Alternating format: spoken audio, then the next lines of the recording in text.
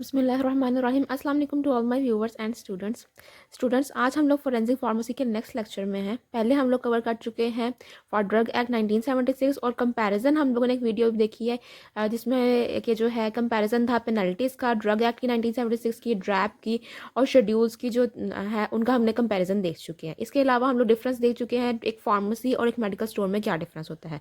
और आज मैं आपको पढ़ाने जा रही हूँ फार्मेसी एक्ट। ये फार्मेसी एक्ट भी एक तरह से हर पूरे पाकिस्तान में जो है वो अप्लाई होता है, लेकिन हर प्रोविंस का जो है वो अपनी एक कौंसल होती है और वो जो है अपने रूल्स बनाती है प्रोविंशियल गवर्नमेंट के अकॉर्डिंग और उसको अप्लाई करती है। अब यहाँ पर जो है फार्मेसी कौंसल्स दो तरह की बन रही हैं। एक सेंट्रल कौंसल बनती है जो ओवरऑल पाकिस्तान की जो फेडरल गवर्नमेंट बनाता है, और एक होती है प्रोविंशियल गवर्नमेंट की कौंसल जो हर प्रोविंस की अपनी होती है। ठीक है, तो इस एक्ट के तहत जो है हम लोग देखते हैं कि क्या क्या रूल्स हैं, क्या क्या रेगुलेशंस हैं।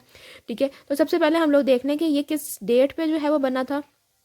20 जून 1967 को ये जो है वो बनाया गया था। ठीक है, इसको किया गया था, स्ट्रक्चर किया गया था कि इस एक्ट में क्या क्या चीज़ें होंगी, कौन कौन से मैटर्स जो हैं वो डिस्कस किए जाएंगे, कौन कौन से कौंसल्स जो हैं बनेंगे, उनके कॉम्पोजिशन और उनके फंक्शंस क्या होंगे।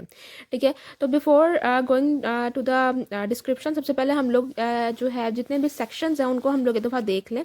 ठीक है, ये मैंने कंपैरिजन बनाया हुआ है जो फार्मेसी एक्ट और जो पंजाब ड्रग रूल्स हैं उनके उनका जो है वो कंपैरिजन है। ठीक है, तो सबसे पहले क्योंकि अभी हम लोग फार्मेसी एक्ट 1976 को डील कर रहे हैं तो अभी हम लोग उसके बारे में देख लेते हैं उसके कौन कौन से सेक्शंस हैं। इसके तकरीबन 34 सेक्शंस हैं।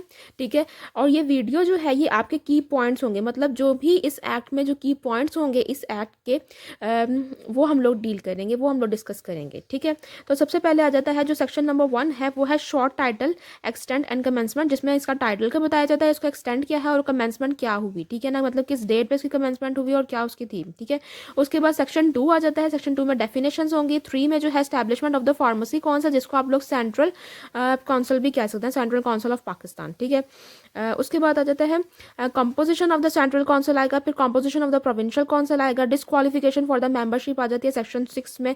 7 में आ जाती है पब्लिकेशन ऑफ द नेम्स, यानी कि जो जो मेंबर्स होंगे उनका नेम पब्लिश किया जाएगा, फिर उनका term of the office section 8 में आ जाता है।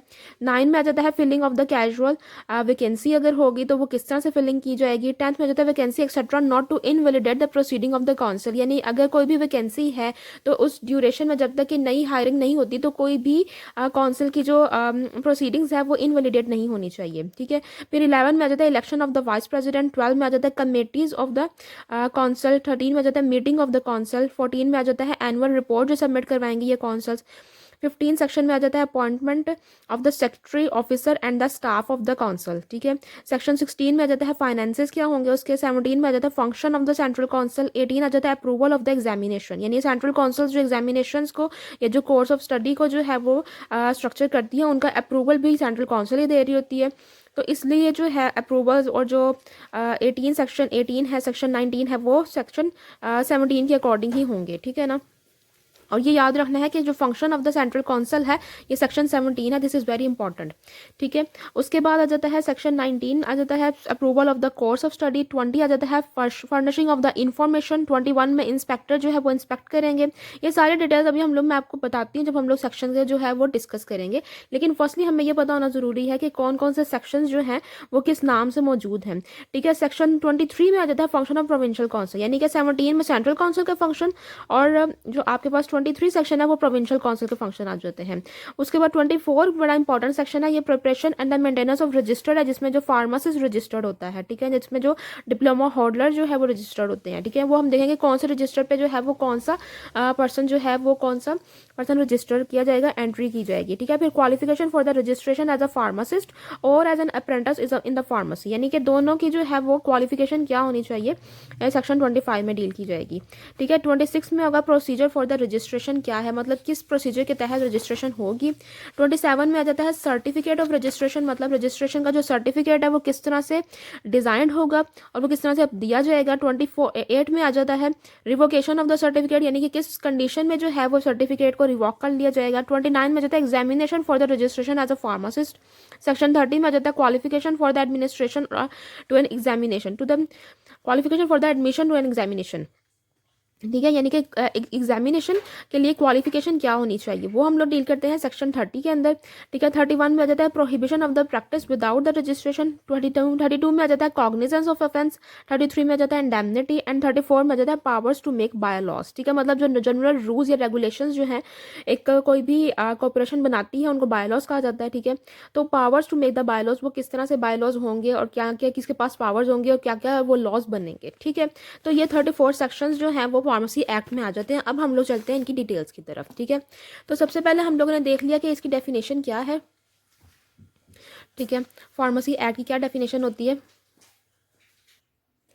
Okay, so now coming toward the description. अब एक सबसे पहले हम लोग डेफिनेशन देख लेते हैं। डेफिनेशन क्या है, an act to establish the pharmacy council to regulate the practice of pharmacy, मतलब फार्मेसी की प्रैक्टिस को रेगुलेट करने के लिए एक फार्मेसी काउंसिल बनाई जाएगी। और उस फार्मेसी काउंसिल किस एक्ट के तहत बनेगी, वो फार्मेसी एक्ट के तहत 1967 के अकॉर्डिंग बनेगी। ठीक है, अगर हम लोग कुछ इंपॉर्टेंट डेफिनेशन में से यहाँ से पिक की हैं, ठीक है, जो कि पता होना, जिनमें से एमसीक्यूज बन सकते हैं या जिनका पता होना थोड़ा सा बहुत ज़्यादा ज़रूरी है आपका। ठीक है, तो अब हम लोग सबसे पहले देख लेते हैं मेडिकल इंस्टीट्यूशन। मेडिकल इंस्टीट्यूशन वो इंस्टीट्यूशन होता है जो कि जिसकी मेडिकल क्वालिफिकेशन रिकॉग्नाइज्ड हो रही हो under the medical council ordinance 1962। ठीक है, तो ये इसका जो मेडिकल काउंसिल ऑर्डिनेंस है इसका आपको एमसीक्यूज आ सकता है, पॉइंट ऑफ व्यू से इंपॉर्टेंट है ये। ठीक है, उसके बाद आ जाता है पाकिस्तान फार्मासिस्ट एसोसिएशन। ये बड़ी एक इंपॉर्टेंट बात है, ये एक एसोसिएशन है जो कि रजिस्टर्ड हुई है under the societies registration act 1860 section 1 of the 1860। ठीक है ना, and non at the commencement of the pharmacy amendment act, यानी कि फार्मेसी एक्ट की जो अमेंडमेंट हुई 1973 से 3 को में अमेंडमेंट हुई, उसके बाद से जो है ये जाना गया, उसके बाद ये बनाया गया। और ये रजिस्टर किसके तहत हुआ है, मतलब रजिस्टर कहाँ पर होता है, ये जो सोसाइटीज रजिस्ट्रेशन एक्ट है उसके अंडर ये रजिस्टर्ड हुआ है। ठीक है, उसके बाद आ जाता है फार्मासिस्ट। फार्मासिस्ट कौन होता है, pharmacist means a person who is registered under section 24 in register A या रजिस्टर बी में।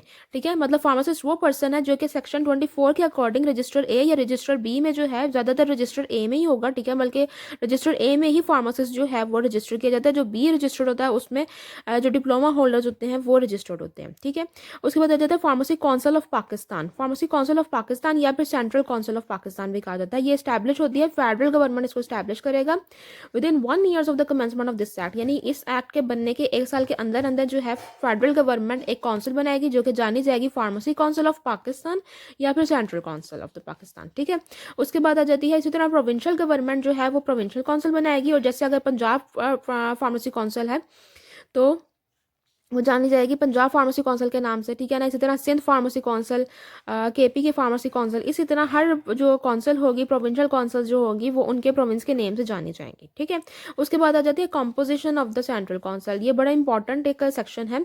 इसमें सबसे पहले आ जाता है कि इसका एक जो भी काउंसिल होता है उसका कोई ना कोई प्रेजिडेंट होता है। ठीक है, तो इसका प्रेजिडेंट कौन होगा, प्रेजिडेंट इसका जो होगा वो होगा director general of health government of Pakistan. मतलब जो डायरेक्टर जनरल ऑफ हेल्थ होगा वो गवर्नमेंट ऑफ पाकिस्तान का जो डायरेक्टर जनरल ऑफ हेल्थ होगा वो प्रेसिडेंट बनेगा, या फिर एक्स ऑफिशियो होगा। एक्स ऑफिशियो वो है कि अगर इनमें ये नहीं होता तो कोई भी ऐसा बंदा जो पहले से किसी हाई रैंक पे अपॉइंटेड है उसको उस रैंक की बदौलत जो है ये प्रेसिडेंशियलशिप जो है वो मिल जाएगी। ठीक है ना, एक्स ऑफिशियो एक लैटिन टर्म है। ठीक है, जिसका मतलब होता है ओहदे की बदौलत। ठीक है, कि वो पहले से किसी हाई रैंक पे है और उसको उस रैंक की वजह से जो है उसकी प्रेसिडेंशियलशिप जो है सेंट्रल काउंसिल की मिल जाएगी। ठीक है, उसके बाद एक मेंबर तो ये हो गया। उसके बाद 8 मेंबर्स जो है वो फेडरल गवर्नमेंट नॉमिनेट करेगी, जिसमें से एक पर्सन हर जो है प्रोविंस में से होगा, एक पर्सन होगा जो टीचर होगा फार्मास्यूटिक्स का, और एक होगा जो फार्मास्यूटिकल केमिस्ट्री का टीचर होगा। ठीक है, और बाकी जो है वो उनकी अपनी जो है वो चॉइस पर होता है। ठीक है, लेकिन ये 8% यहाँ पर आ गए, यानी कि टोटल कितना हो गया 9%। उसके बाद उन्होंने इसी को, अच्छा यहाँ पर जो है मैंने बुलेट्स बनाए हैं, लेकिन आप लोगों ने जब लिखना, अगर आप लिखने पे आ रहे हैं, पेपर अटेम्प्ट कर रहे हैं रिटन एग्जाम, तो आपने सेक्शन वाइज ही लिखना है। ठीक है, यहाँ पर बुलेट्स हैं लेकिन आप लोगों ने सेक्शन वाइज लिखना है। ये सिर्फ की पॉइंट्स हैं, इसलिए इसको इस तरह से जो है वो प्रेजेंट किया गया है। उसके बाद उन्होंने दोबारा से यही बात की कि एक पर्सन हर प्रोविंस से होगा जो कि नॉमिनेट किया जाएगा प्रोविंशियल गवर्नमेंट की कंसल्टेशंस के साथ। ठीक है।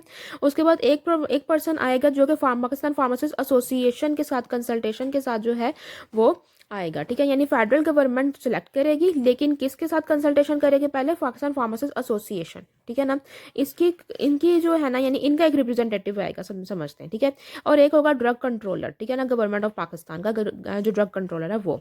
ठीक है, तो टोटल कितने मेंबर्स हो गए यहाँ पर? 11 हो गए सेंट्रल काउंसिल के मेंबर। ठीक हो गया।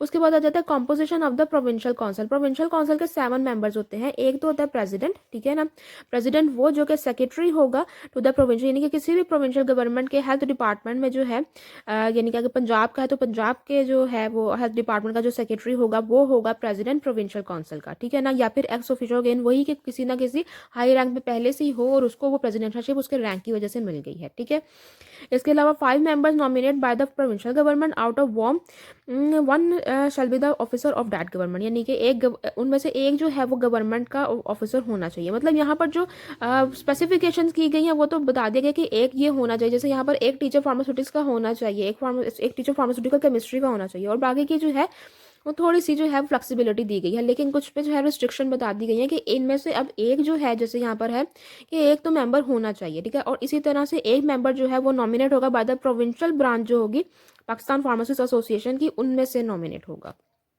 ठीक है, तो ये टोटल 7 मेंबर्स हो गए। तो ये एमसीक्यू पॉइंट ऑफ व्यू से बड़ा इंपॉर्टेंट है कि कंपोजिशन सेंट्रल काउंसिल के कितने मेंबर्स होते हैं और प्रोविंशियल काउंसिल के कितने मेंबर्स होते हैं। ठीक है, उसके बाद आ जाता है टर्म ऑफ ऑफिस, यानी कितनी देर तक जो है वो उसमें उस पोजीशन पे जो है वो मेंबर्स कायम रहेंगे एक्स ऑफिशियो मेंबर के अलावा, क्योंकि एक्स ऑफिशियो तो पहले से वो किसी रैंक पे है। ठीक है, और उसको उस वजह से मिल रहा है, तो वो तो एक आप समझ लें एक्सेप्शन कर लें। ठीक है, बाकी जितने भी मेंबर्स होंगे वो 3 साल तक रहेंगे और वो एलिजिबल है कि वो रीनॉमिनेट भी हो सकते हैं। ठीक है, फिर उसके बाद आ जाता है वाइस प्रेसिडेंट जो होगा वो तकरीबन 1 साल उसका टेन्योर होगा और हर साल जो है वो सिलेक्ट होगा, क्योंकि 1 साल टेन्योर होगा तो हर साल उसकी इलेक्शन होगी। ये तो 3 साल बाद होगी ना नॉमिनेशन। ये हर साल वाइस प्रेसिडेंट जो है वो चेंज होता है और हर साल जो है वो रीनॉमिनेट हो सकता है, इसकी कोई लिमिट नहीं है। मीटिंग्स जो है वो प्रिसाइड करेगा प्रेसिडेंट, प्रेसिडेंट नहीं होगा तो वाइस प्रेसिडेंट, और अगर वाइस प्रेसिडेंट भी नहीं होता, यानी कि जो भी काउंसिल्स की मीटिंग्स होंगी ना, बेशक वो प्रोविंशियल काउंसिल की मीटिंग हो या फिर जो है सेंट्रल काउंसिल की मीटिंग हो, वो जो प्रिसाइड करेगा वो प्रेसिडेंट करता है, और अगर प्रेसिडेंट ना हो तो वाइस प्रेसिडेंट, और अगर दोनों ही नहीं है तो फिर क्या होगा कि मेंबर्स अपने आप में के अंदर से जो है वो एक मेंबर को सिलेक्ट करेंगे जो कि मीटिंग को प्रिसाइड करेगा। ठीक है, और अगर हम लोग क्वारम की बात करें कि क्वारम कितना होना चाहिए, यानी कि टोटल मेंबर्स कितने होने चाहिए एक मीटिंग के अंदर, क्वारम ऑफ द मीटिंग यानी कि इतने मेंबर एटलीस्ट होने चाहिए, तो वो मीटिंग जो है वो हेल्ड हो पाएगी। तो 1/3 ऑफ द टोटल मेंबर, यानी कि जितने मेंबर्स हैं उनमें से 1/3 जो अमाउंट है, क्वांटिटी है मेंबर्स की, उतने होना ज़रूरी है, तो वो क्वारम ऑफ द मीटिंग को बिल्ड करेंगे। ठीक हो गया। उसके बाद आ जाती है सेंट्रल काउंसिल प्रोविंशियल गवर्नमेंट को, और प्रोविंशियल काउंसिल प्रोविंशियल गवर्नमेंट को एक एनुअल रिपोर्ट सबमिट करवाएगी जिसमें वो सारा कुछ डिटेल बताएगी कि उसको कौन कौन सी फंडिंग हुई, उसको कहाँ कहाँ पर जो है वो उसने उसको खर्च किया। ठीक है, मतलब सारी रिपोर्ट देगी, जो कुछ भी उसने काम किए हैं, जो कुछ भी उसकी फंडिंग हुई है और जो कुछ उसने जितना उसको रिक्वायर्ड है, मतलब ओवरऑल वो एनुअल रिपोर्ट देगी। ठीक है, इसी तरह जो है वो सेंट्रल काउंसिल फेडरल गवर्नमेंट के अप्रूवल से और प्रोविंशियल गवर्नमेंट के अप्रूवल से। ठीक है, तो ये बड़े एमसीक्यू पॉइंट ऑफ व्यू से इंपॉर्टेंट बात होती है कि कौन सी काउंसिल किसको रिपोर्ट करती है। ठीक है, इसी तरह ये आपस में जो है ये सेंट्रल काउंसिल और प्रोविंशियल काउंसिल दोनों ही जो है अपने रिस्पेक्टिव गवर्नमेंट के अकॉर्डिंग जो है एक सेक्रेटरी अपॉइंट करेंगी जो कि एलिजिबल होगा for the registration as a pharmacist in register A में। ठीक है ना, मतलब उस सेक्रेटरी की भी एक उन्होंने क्वालिफिकेशन लिख दी कि वो एलिजिबल होना चाहिए, वो सेक्रेटरी होगा। ठीक है, उसके बाद आ जाता है function of the central council. Central council के क्या क्या फंक्शंस होंगे? तो सबसे पहला फंक्शन क्या आ जाता है कि ये अप्रूव करेगा examination in the pharmacy for the purpose of qualifying the person for the registration as a pharmacist. ठीक है, मतलब ये अप्रूव करवाएगा एक ऐसा एग्जामिनेशन, ठीक है ना, जिसके अकॉर्डिंग जिसको देखकर कोई भी पर्सन जो है वो रजिस्टर्ड हो सकता है एज अ फार्मासिस्ट के तौर पर। ठीक है, और इसी सिलसिले में जो भी सब्जेक्ट्स होते हैं उनको प्रिस्क्राइब करवाएगा, कोर्स ऑफ स्टडी को बताएगा, जो भी प्रैक्टिकल ट्रेनिंग ज़रूरी है, ठीक है ना, वो बताएगा।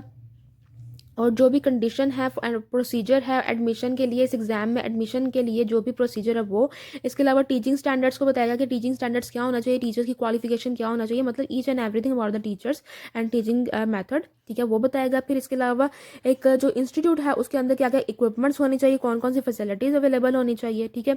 और उसके बाद जो डिग्री प्रोवाइड कर रही है इंस्टीट्यूट्स वगैरह उनको रिकॉग्नाइज भी करेगा, ठीक है ना। या फिर डिप्लोमाज जो है for the purpose of registration of pharmacist, मतलब एक डिग्री होती है ना फार्मासिस्ट की, तो उसको रिकॉग्नाइज भी करवाएगा, ठीक है। और इंस्टीट्यूशन की जो है इंस्पेक्शन करवाएगा, ठीक हो गया, इंस्पेक्टर के जरिए।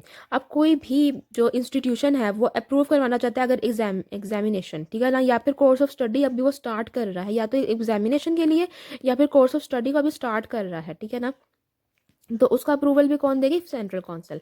और सेंट्रल काउंसिल इस पर्पस के लिए अप्रूवल के लिए कुछ चीज़ें रिक्वायर करती है, और वो क्या क्या होती हैं कि मतलब वो इंस्टीट्यूशन ने क्या पढ़ाया है, मतलब कोर्स ऑफ स्टडी क्या है, ठीक है ना, जो भी ट्रेनिंग वगैरह क्या दी है उसने, ठीक है ना, या क्या वो डिज़ाइन कर रहा है, क्योंकि कोर्स ऑफ स्टडी है ना। अगर ये भी अप्रूव करना है तो वो अपना कोर्स ऑफ स्टडी पहले पेश करेगा सेंट्रल काउंसिल को कि मैं ये जो है वो कोर्स ऑफ स्टडी जो है वो स्टूडेंट्स को देने जा रहा हूँ इस पर्पज़ के लिए कि वो फार्मासिस्ट के तौर पर रजिस्टर्ड हो जाए, तो वो इसको रिव्यू करेगा सेंट्रल काउंसिल, ठीक है। फिर एग्जामिनेशन है, तो एग्जामिनेशन कौन कौन सी हेल्ड होंगी, ठीक है ना। एजेस जिसमें स्टूडेंट्स जो है वो अंडरगो कर सकते हैं इस एग्जामिनेशन को, इक्विपमेंट या फैसिलिटीज़ या टीचिंग स्टैंडर्ड, मतलब ओवरऑल जो भी वो मेथड जो भी चीज़ें वो रिक्वायर्ड करता है वो सारी कुछ जो है वो यहाँ पर मेंशन है, ठीक है ना। लाइक ये 6 जो है ना वो पर्टिकुलरली ये याद रखना है आपने ये चीज़ें, ठीक है।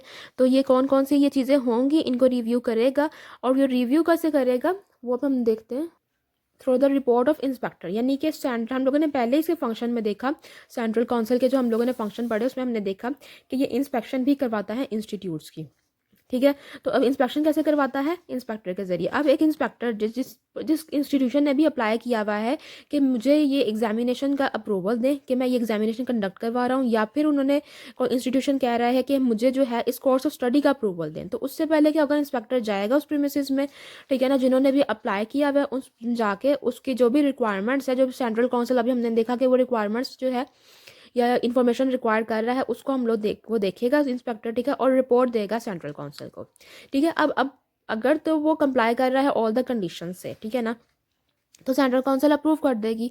लेकिन अगर वो कंप्लाई नहीं कर रहा, ठीक है ना, सेंट्रल काउंसिल की रिक्वायरमेंट से, तो फिर क्या होगा, सेंट्रल काउंसिल जो है वो उसको रिजेक्ट कर देगी, ठीक है ना। और वो रिजेक्शन के बाद क्या होगा, 60 डेज़ के अंदर जो है वो नोटिस देगी, ठीक है ना।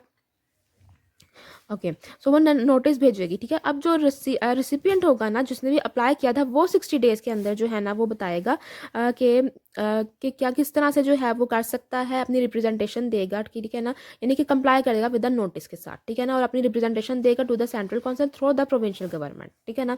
यानी कि अगर सेंट्रल काउंसिल को लगता है कि कंडीशन फुलफिल नहीं है तो वो नोटिस भिजवाएगी, ठीक है ना, नोटिस भिजवाएगी जिसने भी अप्लाई किया होगा एप्लीकेंट को, ठीक है ना, यानी कि एप्लीकेंट इंस्टीट्यूट को वो नोटिस भिजवाएगी। अब वो एप्लीकेंट इंस्टीट्यूट जो होगा ना वो 60 डेज़ के अंदर जो है वो उसको वो करेगा, मतलब अपना आंसर देगा, अपनी जस्टिफिकेशन देगा कि वो किस तरह से जो है वो अपनी यानी कि रिप्रेजेंटेशन देगा, लेकिन प्रोविंशियल गवर्नमेंट के थ्रू देगा। अब वो चाहे तो सेंट्रल काउंसिल उसको विड्रॉ भी कर सकती है और उसको अप्रूव भी कर सकती है, ठीक है।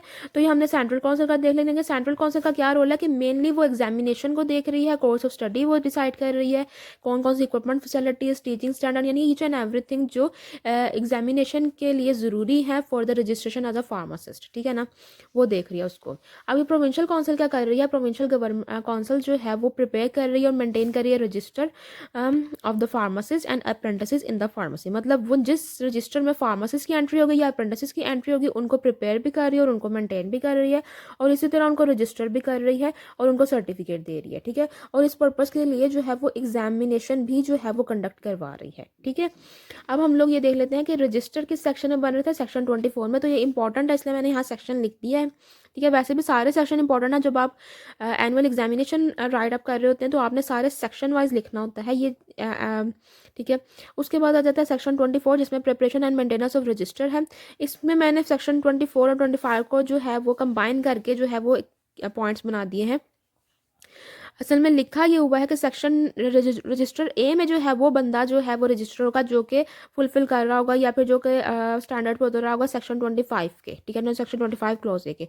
तो मैंने यहाँ क्लोज ए भी जो है वो साथ मिला के लिख दी हुई है ताकि समझ आ सके एक बात को कि रजिस्टर ए में वो बंदा जो है वो रजिस्टर होगा जिसके पास एक डिग्री होगी फार्मेसी में, ठीक है ना, और वो फार्मेसी की डिग्री ऐसी यूनिवर्सिटी ने दी होगी जिसको रिकॉग्नाइज किया होगा या फिर एफिलिएट होगा बाय द सेंट्रल काउंसिल से। यानी सेंट्रल काउंसिल ने एक यूनिवर्सिटी को जो है वो अथॉरिटी दी हुई है, रिकॉग्नाइज कर रहा है, ठीक है ना। वो जो यूनिवर्सिटी अगर कोई डिग्री देती है वो बाकायदा डिग्री होगी, 4 ईयर्स और 5 ईयर्स जो डिग्री होती है, अब तो 5 ईयर्स डिग्री होती है डी फॉर्म की, ठीक है। तो वो पर्सन वो डिग्री होल्डर होगा, डी फॉर्म होल्डर होगा, ठीक है ना।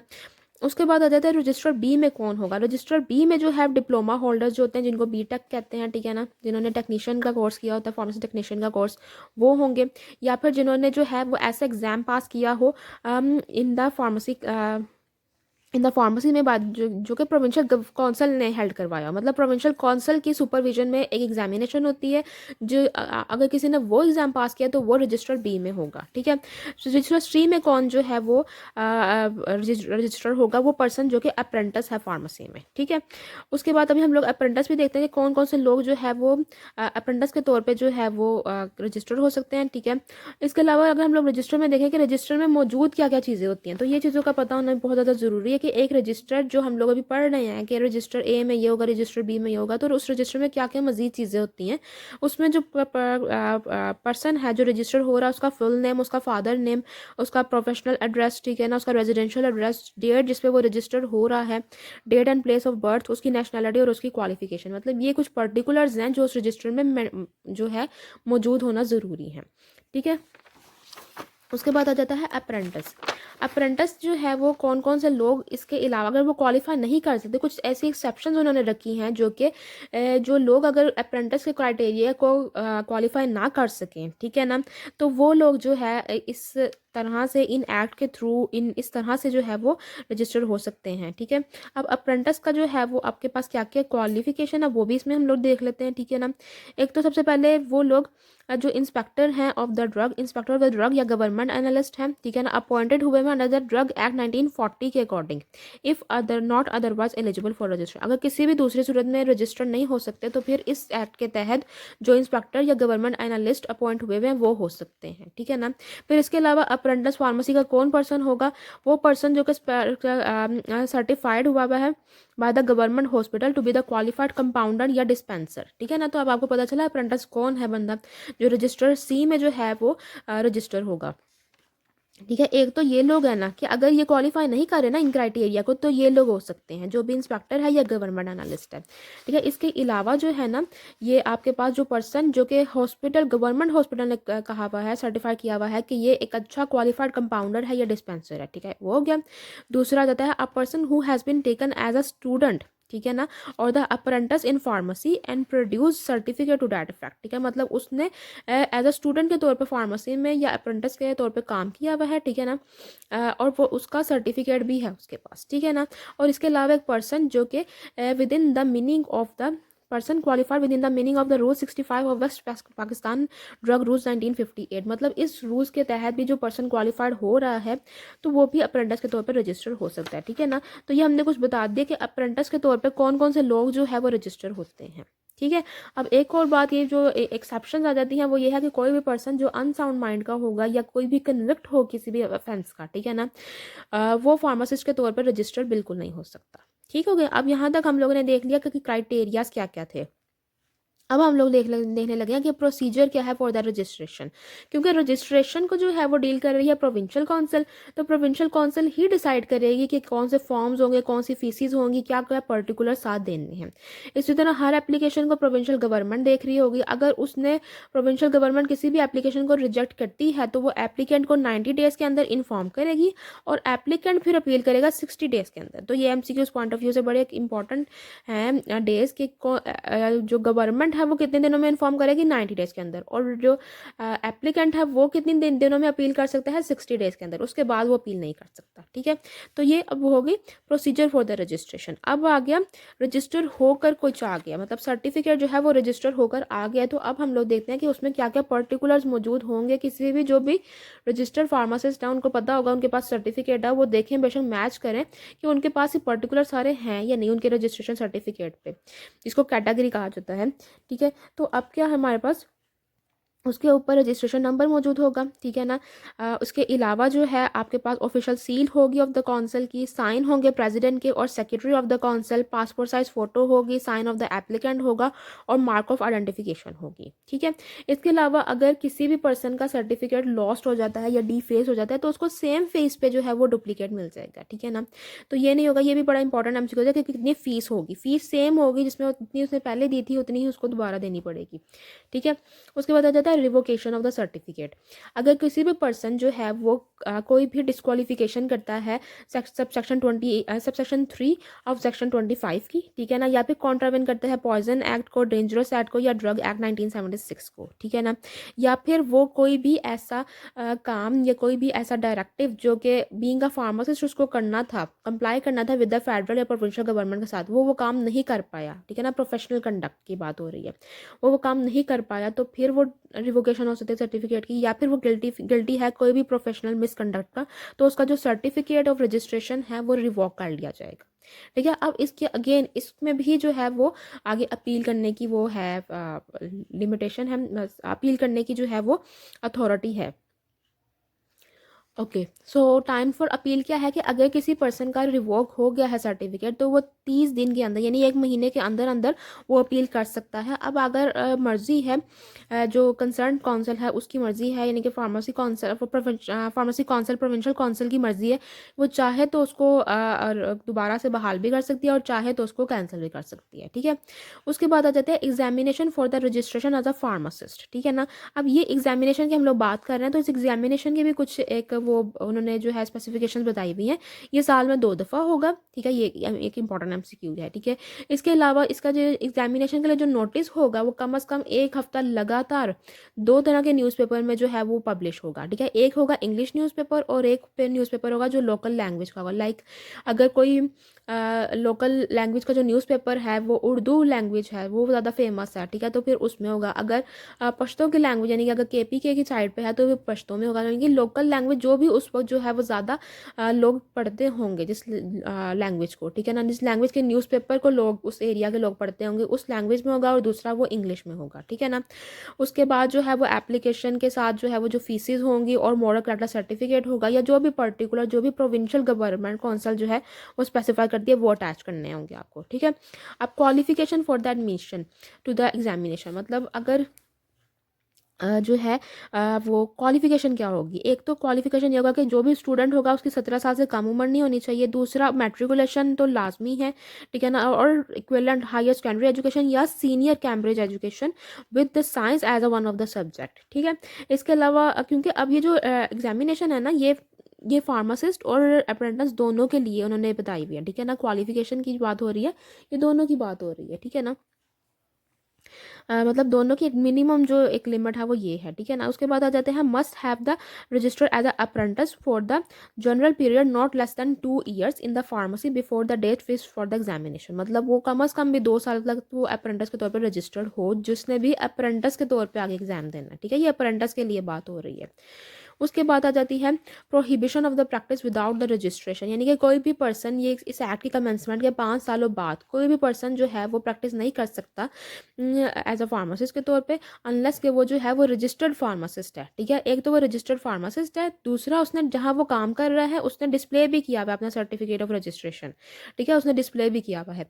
एक तो ये बात होगी। दूसरी बात आ जाती है एम्प्लॉयर ऑफ द फार्मेसी, यानी कि फार्मासिस्ट जहाँ पर जिस बंदे के पास काम कर रहा है उसको चाहिए कि उसका जो सर्टिफिकेट ऑफ रजिस्ट्रेशन है वो बिल्कुल अच्छी तरह क्लियरली डिस्प्ले करे जिस भी जगह पे अपना वो बिजनेस कर रहा है। और अगर इन दोनों की जो है वो कॉन्ट्रावेंशन होती है तो सज़ा कितनी है, कम से कम 6 महीने विद और विदाउट फाइन, जो कि 1000 रुपीज़ होगा। अब कोई पर्सन इंस्पेक्टर या जो भी जो काउंसिल है वो चाहे तो ये दोनों भी दे सकती है या इन दोनों में से कोई एक भी दे सकती है। ठीक है, लेकिन इस सबसे जो है वो एक्सेप्शंस किसकी हैं, इन लोगों की है, मतलब ये लोग प्रैक्टिस कर सकते हैं। अब ये लोग कौन हैं?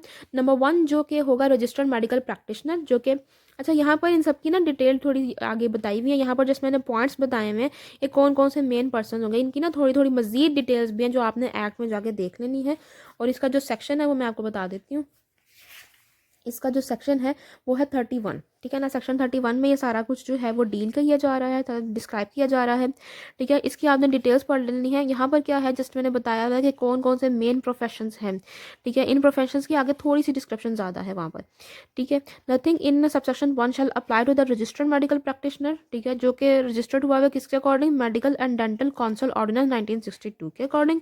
फिर प्रिस्क्राइबर ऑफ द एंटीबायोटिक्स या डेंजरस ड्रग्स का, जो कि होम्योपैथिक सिस्टम ऑफ ऑर्डिनेंस के तहत रजिस्टर्ड है।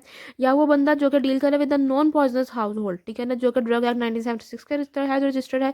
या एक वो पर्सन जो कि मैन्युफैक्चर कर रहा है, सेल कर रहा है या डिस्ट्रीब्यूट कर रहा है वो ड्रग जो कि फॉल हो रहे हैं अंदर द यूनानी, आयुर्वेदिक, बायोकेमिक या होम्योपैथिक सिस्टम के अकॉर्डिंग, ठीक है। वो भी एक्सेप्शन है इन चीज़ों से, ठीक है। दूसरी बात आ जाती है जो ड्रग वेटरनरी डॉक्टर होता है वो, ठीक है, जिसने डीवीएम किया हो या कोई फॉरेन फार्मासिस्ट हो वो, जो कि यहाँ पर प्रैक्टिस कर रहा है, ठीक है। या फिर कोई भी अप्रेंटिस है during the period of 4 year from the commencement of the pharmacy amendment act 1973, ठीक है ना। ये 1973 में इस एक्ट की जो है फार्मेसी एक्ट की अमेंडमेंट हुई हुई है, और उस एक्ट के से जो है वो 4 सालों तक during the period of the 4 years, ठीक है ना, वो अप्रेंटिस भी कर सकता है, ठीक हो गया। उसके बाद आ जाता है बायलॉज। बायलॉज जो है वो रेगुलेशंस होते हैं जो कि लोकल अथॉरिटी या कॉर्पोरेशन बनाती है, ठीक है ना। यानी कि सिंपल जो अपनी वर्किंग के लिए कोई भी अथॉरिटी जो है वो लॉज बना रही है वो कहते हैं कहलाता है बायलॉज। अब central council obviously with the approval of the federal government and provincial council with the approval of provincial government, वो बायलॉज बनाएगी जो कि डील करेगा इन मैटर्स से, ठीक है।